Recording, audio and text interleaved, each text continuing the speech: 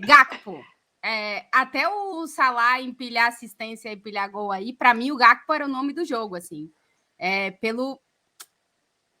Pela entrega que ele estava colocando em campo, assim, eu acho que ele sentiu ali onde é que ele estava, não sei. Eu vi um Gakpo nesse jogo que eu não tinha visto ainda no Liverpool. Mas eu também, Fred, fico com essa, não sei para vocês também, qual é que é a posição dele? Porque a gente tá vendo ele jogar no ataque, porém, tem muitos jogadores, Luiz Dias tá voltando, o Jota tá voltando, ali tem uma concorrência gigante. Será que o Gakpo é um jogador que pode dar um passo para trás e ajudar a melhorar o meio de campo também? Ou ele vai dar um passo ainda mais para frente? Não sei o que vocês veem ele fazendo. Eu acho que o passo dele é à esquerda. E hoje foi um recado muito claro para o Klopp. Não acho que funcione melhor colocar o Gakpo como centroavante e o Darwin aberto. Eu prefiro o inverso. Sim. E hoje 2 gols para cada um dos dois. Enfim, é claro que as circunstâncias do jogo também não pode ser definitivo para provar que é essa a única opção correta, mas funcionou muito melhor, muito mais fluido. O Gakpo era isso no PSV. É que na Copa o Van Gaal utilizou ele também mais pelo centro e um pouco mais pela direita até, centralizado, né? Inclusive, Mas que eu na Copa eu acho... tava com dúvida onde é que o Klopp ia colocar o Gakpo. Era como assim, onde é que ele vai botar? Porque ele, na Holanda ele tem muita liberdade no jogo, né? O retorno do Luiz Dias vai ser interessante. Ele é um pirulão, né? Ele tem 1,93 m, né? É alto, né? Até estranho ele jogar como um velocista na esquerda, né? Mas ele não é só um velocista, né? Ele é um cara que joga praticamente não como um ala, como um ponta, mas como um atacante pelo lado esquerdo, né? Caindo. Eu acho que é uma variação e vai ser uma briga boa nesse ataque quando o Luiz Dias estiver 100%, porque o Luiz Dias joga por ali, é o melhor Luiz Dias que a gente já viu. Mas é uma variação interessante que o Klopp vai ter na sua frente de ataque. Quando todos esses estiverem bem, você vai ter Salah, Darwin Núñez, Gakpo, Luiz Dias e Diogo Jota. É um time com banco interessante, né? E é óbvio também que, para mim, o Darwin joga mais centralizado, rende mais, mas não dá para a gente esperar, e aí entra naquilo de dinâmica de jogo, esperar que o Darwin vai ser o Firmino. Outro tipo de jogador, é um outro tipo de perfil ali na frente, especialmente no ataque à bola, na projeção e velocidade. Não é um jogador de preparação, não consegue dar 2 passos atrás para que os outros entrem e ocupem o espaço dele. Então o Klopp é óbvio que vai ter que encontrar ainda o melhor sistema para encaixar o perfil que ele tem lá na frente. Mas ele ganha opções para tipos de jogos diferentes e é importante também a gente lembrar, imagino que vocês não tenham falado ainda disso, peço desculpas aqui pela minha ausência por conta dessa internet maravilhosa aqui. O Gakpo ainda está se adaptando, né? Então a gente ainda tem jogos, a gente outro dia estava falando aqui, gente, calma com as críticas ao Gakpo, ele acabou de chegar. Então assim, o Klopp ainda teve que colocar um jogador em campo que, obviamente, por conta das lesões, teve um papel, uma responsabilidade de um jogador que já deveria estar adaptado. E a maioria das vezes não é instantâneo. Então, eu acho que é um jogador que vai mostrando um pouco mais de adaptação e vai dando ao Klopp essa possibilidade de o encaixe aqui é melhor, quando tiver outros jogadores ele vai poder ter uma variedade de jogo que é interessante para um Liverpool que durante muito tempo sofreu justamente com a falta de variedade de jogo, né? Mas vai ser. Eu acho que hoje digamos que é uma pista para o Klopp do que como é que ele tem que trabalhar daqui para frente, né? Porque são variações de jogo mais interessantes, mas ele já não tem o que ele tinha. O que ele tinha, ele já não tem. Assim, eu acho que está sendo um processo de entendimento de que ele já não tem um Firmino. Um Firmino ele já não tem. Esse tipo de jogador já não existe.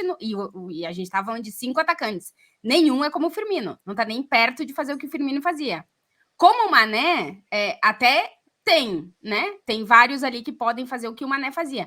Mas o Mané também era um muito bom centroavante quando tu faltava um centroavante. Então, assim, o que o Klopp tinha, ele já não tem mais. Ele vai ter que pegar tudo isso que ele tem e ele vai ter que montar uma nova coisa. Que a gente já viu hoje que essa nova coisa, ela tem como existir, né?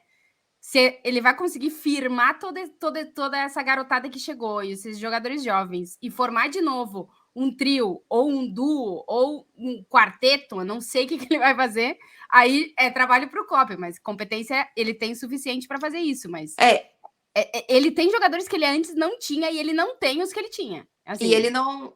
É claro que ele não vai fazer o jogo de hoje em todos os jogos. Não se faz 7-0 no Manchester United, que vinha numa fase espetacular todo jogo. Mas se ele encontrar uma regularidade dentro deste jogo, né? E ainda que em momentos, né, com menos intensidade, um pouco mais, enfim, ele criar uma regularidade desse tipo de jogo com essas atuações, que individualmente também muitas que não estavam funcionaram, aí pode ser a chave do que é esse novo Liverpool, né?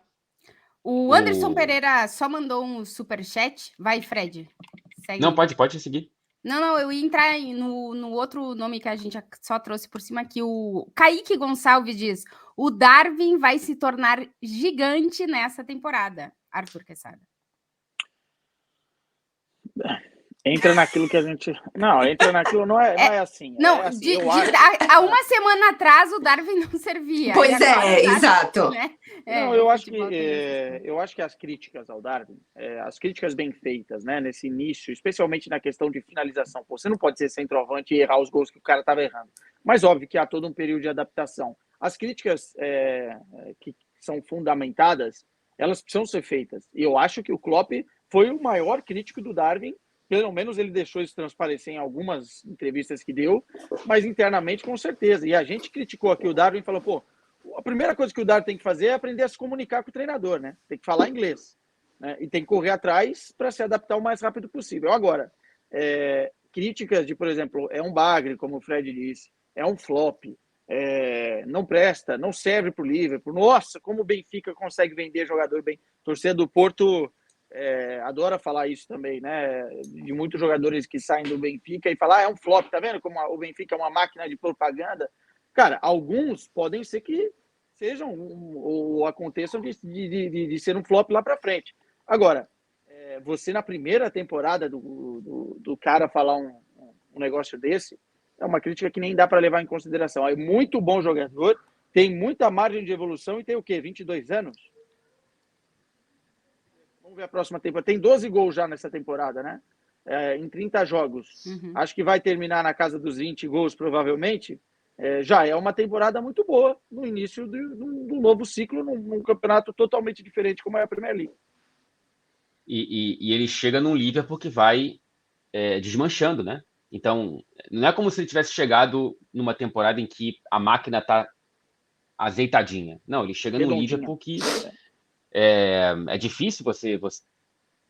Cara, é que assim, nem todo mundo chegando como o Bruno Fernandes na Premier League, como o Salah na primeira temporada dele do Liverpool. O normal é você demorar a se adaptar. E essa temporada do Darwin, cara, ele tem que melhorar a finalização, ponto. É um problema. Ele perde muito gol. E isso não faz dele um jogador horroroso.